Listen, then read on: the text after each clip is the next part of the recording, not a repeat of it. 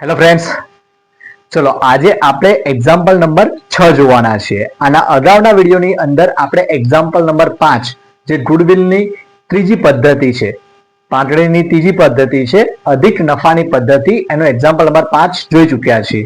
આજે આપણે example number 6 જોવાના છીએ. બહુ સરસ મજાના એક્ઝામ્પલ છે. બંને એક્ઝામ્પલ બહુ સહેલા છે, માત્ર એના સ્ટેપ યાદ રાખવાના છે. ટોટલ 6 સ્ટેપ છે. આ 6 સ્ટેપ અને એના સૂત્રને આપણે યાદ રાખીએ એટલે આ એક્ઝામ્પલ, આ દાખલા સરસ રીતે આપણે સોલ્વ કરી શકીએ છીએ. ચલો આજે આપણે એક્ઝામ્પલ નંબર 6 જોવાના છીએ. પહેલા હું પ્રશ્નને રીડ કરું છું. શું છે પ્રશ્ન જોઈ લે. પૂજા અને પ્રાર્થનાની પેઢીની મૂડી રૂપિયા 8 લાખ છે અને અપેક્ષિત વળતરનો દર 12% છે. છેલ્લા 3 વર્ષનો નફો અનુક્રમે 1 લાખ, 1,40,000 અને 90,000 છે. પાંગડીનું મૂલ્ય છેલ્લા 3 વર્ષના સરેરાશ અધિક નફાની મદદથી 2 વર્ષની ખરીદીને આધારે નક્કી કરવાની છે.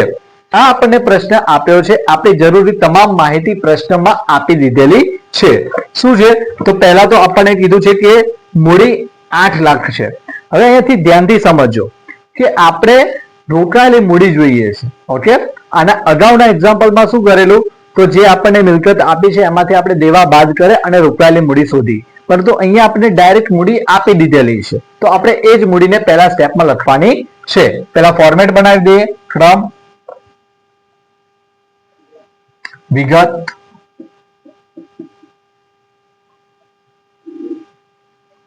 રકમ. આ ફોર્મેટને પણ યાદ રાખવાનું રહેશે તો આપણે સહેલાઈથી ગણતરી કરી શકીએ છીએ. પહેલો સ્ટેપ, રોકાયેલી મૂડી. તો આમાં કોઈ પણ પ્રકારની ગણતરી કરવાની નથી, ડાયરેક્ટ આપણને આપી દીધી છે. શું આપ્યું છે? 8 લાખ રૂપિયા. બીજો સ્ટેપ, તો બીજા સ્ટેપની અંદર આપણે અપેક્ષિત વળતરનો જે દર છે એને દર્શાવવાનો છે. તો અપેક્ષિત વળતરનો દર કેટલા આપે છે? તો 12%. ઓકે. ત્રીજું સ્ટેપ, આપણે અપેક્ષિત નફો શોધીશું. તો આ બંનેના માધ્યમથી આપણને અપેક્ષિત નફો મળી જશે. તો અપેક્ષિત નફો બરાબર રોકાયેલી મૂડી ગુણ્યા અપેક્ષિત વળતરનો દર. તો રોકાયેલી મૂડી કેટલી છે? 8 લાખ અને અપેક્ષિત વળતરનો દર 12%. કરીએ આપણે 8 લાખના 12%. જવાબ આવે છે 96,000 રૂપિયા. તો 96,000 રૂપિયા એ શું છે? આપણો અપેક્ષિત નફો છે. ત્યારબાદ ચોથો સ્ટેપ, સરેરાશ નફો. તો સરેરાશ નફો શોધવાનું સૂત્ર શું છે? કુલ નફો ભાગ્યા વર્ષ. સરેરાશ નફો શું છે? કુલ નફો ભાગ્યા વર્ષ. અહીંયા આપણને 3 વર્ષનો નફો આપી દીધેલો છે, એનો આપણે પહેલા સરવાળો કરી લઈએ. 1 લાખ વત્તા 1,40,000 વત્તા 90,000. તો જવાબ આવે છે 3,30,000 ભાગ્યા 3 વર્ષ. 3 વર્ષ આપેલા છે એટલે ભાગ્યા 3 કરી લઈએ તો જવાબ આવશે 1,10,000. ને અપેક્ષિત સરેરાશ નફો શું થશે? 1,10,000. આ સ્ટેપ જે છે, આ સ્ટેપની અંદર તમે કુલ નફો પણ તમારે દર્શાવવાનો રહેશે. મારે થોડી બોર્ડની અસુવિધા છે એટલે હું આ રીતે ડાયરેક્ટ કરું છું, પરંતુ અહીંયા 3 વર્ષનો નફો દર્શાવીને એનું ટોટલ કરીને આપણે નીચે આ સૂત્રનો ઉપયોગ કરીને સરેરાશ નફો શોધવાનો રહેશે. પાંચમો સ્ટેપ, અધિક નફો. તો અધિક નફાનું સૂત્ર શું છે?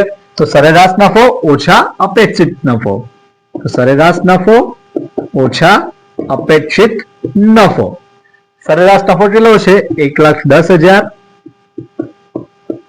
ઓછા એમાંથી આપણે 96,000 રૂપિયા બાદ કરીશું. ચલો 1,10,000 ઓછા 96,000 તો જવાબ આવે છે 14,000 રૂપિયા. આ થઈ ગયો આપણો અધિક નફો. છેલ્લે આપણે શોધવાનું તો પાંગડી જ છે. તો પાંગડી, છઠ્ઠું સ્ટેપ, પાંગડી બરાબર અધિક નફો ગુણ્યા ખરીદીના વર્ષ. તો ખરીદીના વર્ષ અહીંયા આપણને ક્વેશ્ચનમાં 2 આપેલા છે. તો અધિક નફો 14,000 ગુણ્યા ખરીદીના વર્ષ 2, તો 14 × 2 એટલે 28,000 રૂપિયા. તો આ છે આપણું એક્ઝામ્પલ નંબર 6. સરસ રીતે સ્ટેપ બાય સ્ટેપ આપણે એની ગણતરી કરીશું અને આના સરસ મજાના આપણે 2 કે 3 માર્ક્સમાં ક્વેશ્ચન આવે છે તો એના માર્ક્સ મળી જશે. આઈ હોપ કે તમને આ ક્વેશ્ચનમાં પૂરેપૂરી સમજ પડી ગઈ હશે. ઓકે, પ્લીઝ વિડીયોને લાઈક કરજો, શેર કરજો, મારી સાથે જોડાયેલા રહેજો. Thank you.